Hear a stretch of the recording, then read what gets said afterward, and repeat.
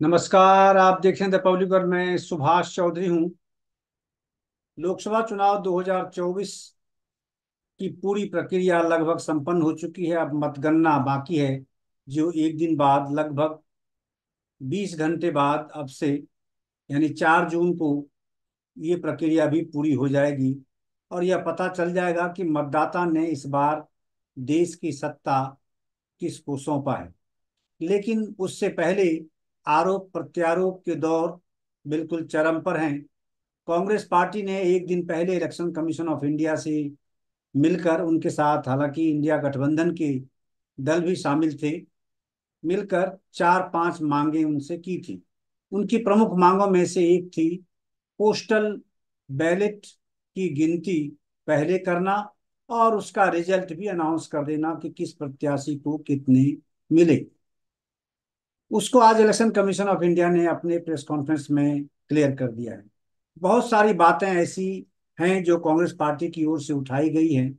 जैसे कांग्रेस पार्टी के मीडिया महासचिव जयराम रमेश ने ट्वीट कर यह देश को बताया था कि गृह मंत्री ने 150 से अधिक रिटर्निंग ऑफिसर्स या डिस्ट्रिक्ट के डीएम को, कलेक्टर को फोन कर उस पर दबाव डालने की कोशिश की। इसको लेकर के भी आज इलेक्शन कमीशन ऑफ इंडिया ने, Chief Election Commissioner Rajiv Kumar ने कुछ बातें स्पष्ट की और बड़े तल्ख लहजे में एक नैरेटिव सेट किया जाता है।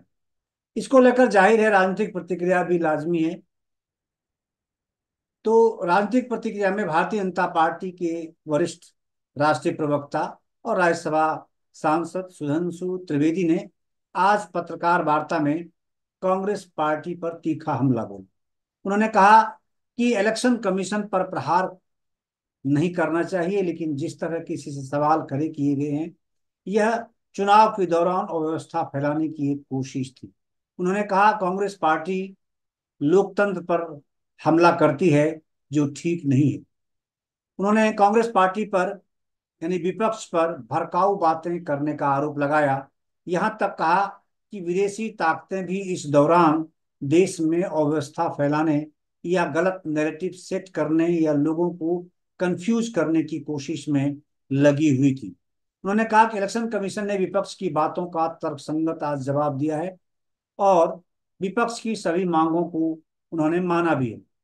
कांग्रेस पार्टी से सवाल करते हुए उन्होंने कहा कि तेलंगाना और कर्नाटक में जब कांग्रेस पार्टी जीतती है तो क्या वहां इलेक्शन कमीशन सही काम करता है, और जब राजस्थान, मध्य प्रदेश और छत्तीसगढ़ में कांग्रेस पार्टी हार जाती है तो क्या वहां इलेक्शन कमीशन गलत काम करता है।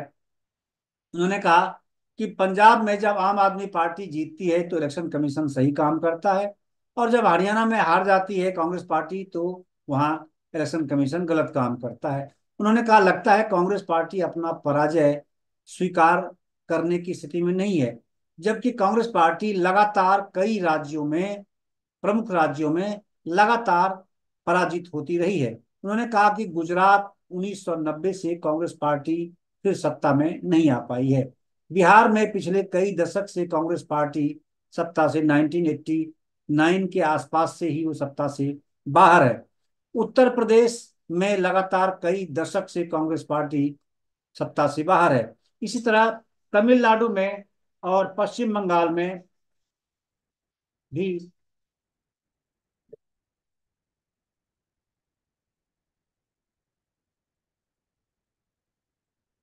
इसी तरह तमिलनाडु में पिछले कई दशक से कांग्रेस पार्टी सत्ता से बाहर है। पश्चिम बंगाल में भी कांग्रेस पार्टी कई दशक से सत्ता से बाहर है। तो इसलिए ऐसा लगता है कि कांग्रेस लगातार हार रही है इन राज्यों में, बड़े राज्यों में, और पराजय स्वीकार करने में उन्हें दिक्कत आ रही है। फिर इलेक्शन कमीशन पर अनर्गल आरोप लगाती है। उन्होंने कहा कौन सी ऐसी शक्ति थी जो भारत में अव्यवस्था फैलाने की कोशिश में चुनाव के दौरान लगी हुई थी।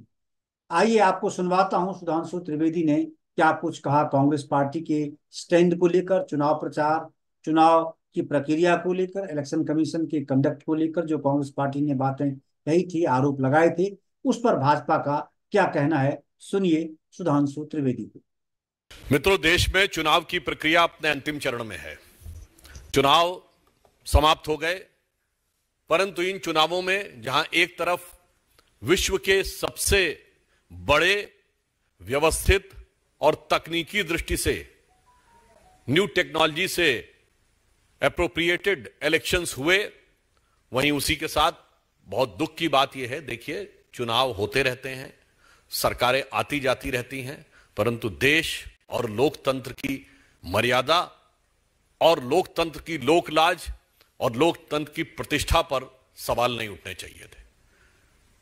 पहले हमारे विपक्षी दलों ने उन्होंने हमारे नेता प्रधानमंत्री श्री नरेंद्र मोदी जी के प्रति अपशब्दों का प्रयोग किया, कोई बात नहीं, हमने स्वीकार किया। भारतीय जनता पार्टी के प्रति करिए, स्वीकार्य है। हमारी सरकार के प्रति करिए, स्वीकार्य है। पर जब आप लोकतंत्र के ऊपर कुठाराघात करने का प्रयास करते हैं और राष्ट्र की गरिमा को धूमिल करने का प्रयास करते हैं तो यह कतई अस्वीकार्य है। इन चुनावों में हमने देखा, हमारा मोदी जी के नेतृत्व में भारतीय जनता पार्टी और एनडीए का एक ही मूल मंत्र रहा, विकास, और विकास के आधार पर विश्वास। और विपक्षी दलों का एक ही मूल मंत्र रहा, भ्रम, भ्रम के आधार पर भय। और मैं उसके डिटेल में नहीं जाना चाहता किस प्रकार का दुष्प्रचार किया गया, तो कहीं लोकतंत्र खत्म हो जाएगा, तो कहीं संविधान खत्म हो जाएगा, तो कहीं पर आरक्षण समाप्त हो जाएगा, तो कहीं पर उत्तर दक्षिण में विभाजन करवा दें, और अनेक अनेक प्रकार की अनर्गल, आधारहीन, भड़काऊ बातें की गई। परंतु इधर जो विषय चुनावी प्रक्रिया को लेकर उठाए गए, आपने देखा कि चुनाव आयोग ने उसका युक्ति संगत और तकनीकी उत्तर दिया है। जो जो बातें मांगी गई थी, डिमांड, वो सारी बातें पूरी हुई हैं। परंतु मैं सिर्फ एक बात कहना चाहूंगा, चुनाव की हार की निश्चितता, यानी certainty of N inevitable electoral defeat might have put up salinity in their mind. चुनाव की पराजय की निश्चितता ने ऐसा प्रतीत होता है कि विपक्ष के मन में एक विक्षिप्तता भर दी है। इसलिए इस प्रकार के आरोप कि 150 डीएम को फोन किए गए, चुनाव आयोग ने कहा बताइए, आपने संख्या कोट की है, संख्या कोट की है तो बताइए कौन है। तो कहते हैं 7 दिन का समय। उन्होंने कहा शाम तक दीजिए, क्योंकि आपने कहा चुनावी प्रक्रिया को प्रभावित करने वाला है। यह दर्शाता है किस प्रकार के अनर्गल बातें उन्होंने करने का प्रयास किया है। इस चुनाव में क्या क्या नहीं हुआ है, प्रॉपर्टी डिस्ट्रीब्यूशन से लेके, मतलब ऐसी कोई भी चीज जिससे लेकर समाज के अंदर विप्लव पैदा किया जा सके। और हकीकत तो यह है कि हमारी सरकार ने एक्सरे किया और एक्सरे के बाद 2200 करोड़ की जो प्रॉपर्टीज निकली हैं, वो बातें कैश सामने दिखाई पड़ रहा था। परंतु मैं कांग्रेस से कुछ गंभीर सवाल पूछना चाहता हूं। क्या पिछले वर्ष तेलंगाना और कर्नाटक में चुनाव आयोग ने सही काम किया था और केवल राजस्थान, मध्य प्रदेश और छत्तीसगढ़ में गलत काम हुआ?